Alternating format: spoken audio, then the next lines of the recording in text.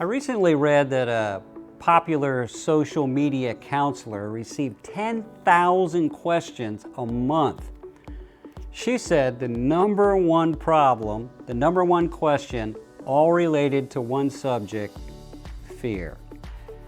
Right now is a time fear is abounding. The world is being hit by a virus. If that doesn't impact us, the downfall of the economy we'll lose our job. There's a lot to be afraid of.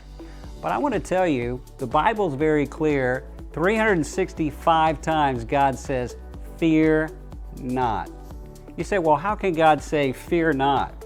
Well, God's bigger than anything you're afraid of. He's smarter than anything you're up against. He's stronger than anything you're going to face. God gives you 365 fear nots to cover anything you're afraid of. Now, my favorite out of those 365 is found in Isaiah chapter 41, verse 10. Let me read it to you. Fear not, God says, for I am with you. Be not afraid, for I am your God. I will strengthen you. I will help you. I will uphold you with the right hand of my righteousness. Fear not, for I am with you. A lot of us are on lockdown, stay at home. We're quarantining because our government has asked us to do that. And when you're alone and isolated, it's easy for fear to grow. But I want to remind you today, you're not alone. You're not forgotten. You're not forsaken.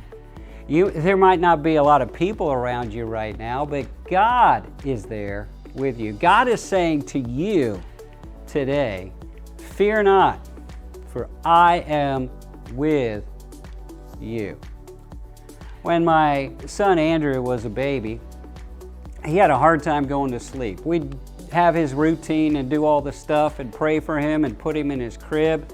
If we'd leave the room, he would cry and cry. He was afraid.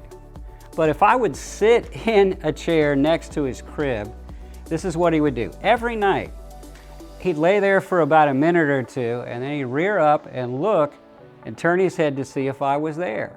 If I was there, put his head down, sigh contentedly, go deeply asleep. If I wasn't there, he'd put his head up and look and not see me, and he would scream, and we couldn't get him back to sleep because he was scared.